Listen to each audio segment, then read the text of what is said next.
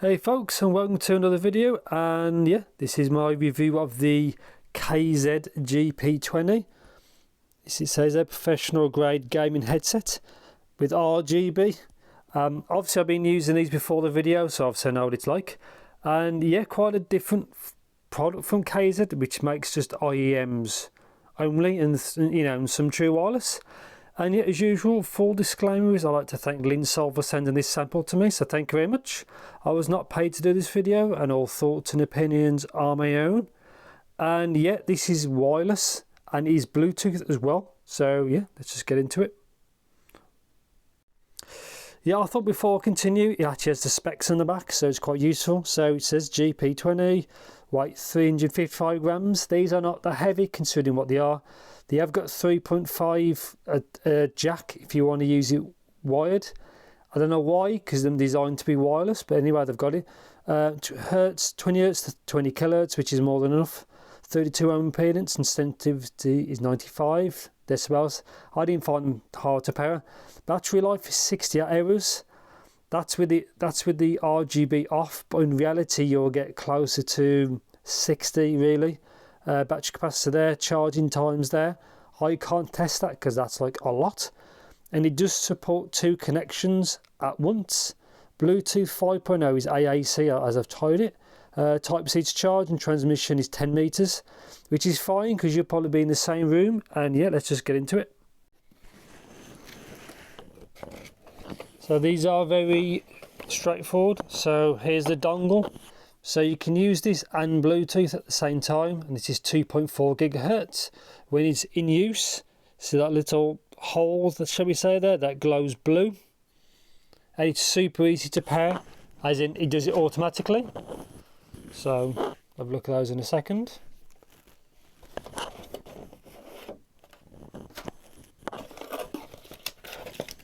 So it comes with the paperwork, which I'll show you in the next clip.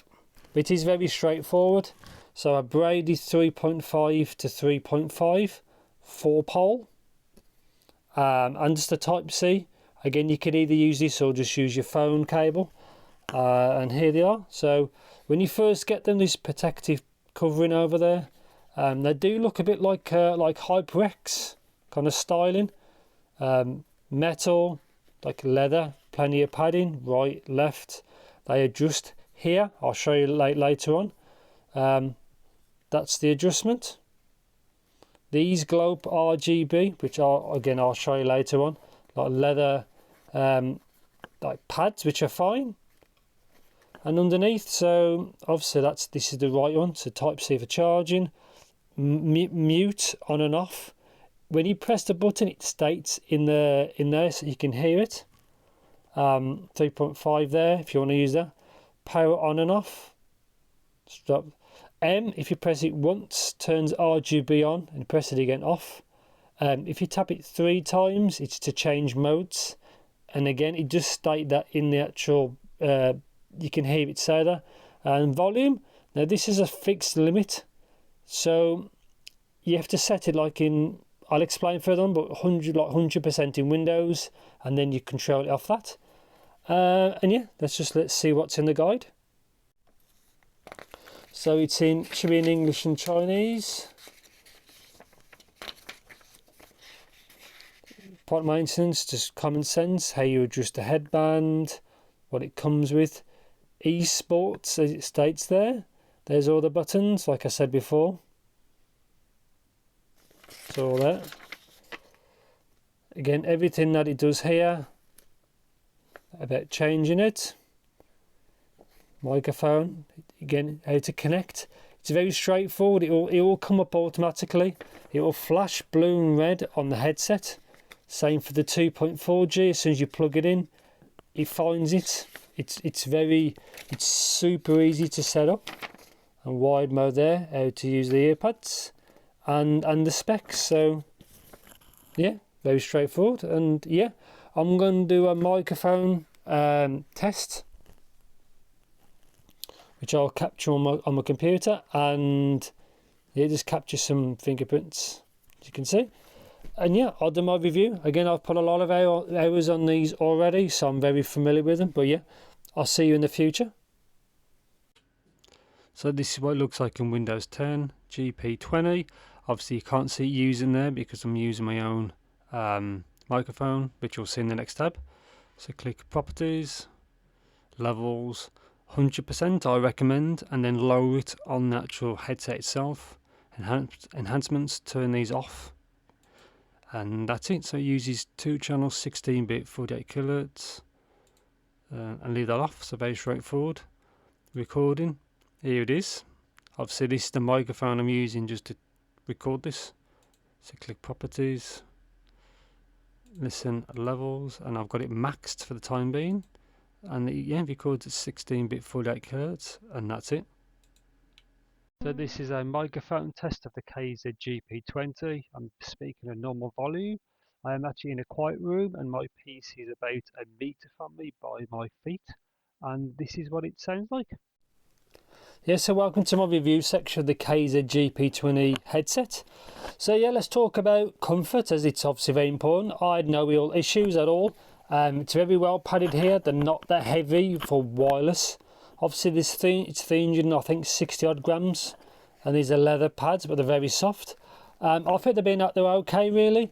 Obviously if you're in warmer climates, this may be less comfortable with the leather, but I had no issues really for a few hours. Again, this padding and the distribution is obviously very good. So let's talk about battery life. Obviously it's very important. Now KZ stated 68 hours. Now you won't get that. If you turn the RGB off, which I recommend, you'll get about 60, around about 60. If you leave it on, you'll get less than half, so don't bother basically using it. I'll turn it on now so you can see what it looks like. So you just hold that down to turn it on. So you'll just cycle through colours, as you can see.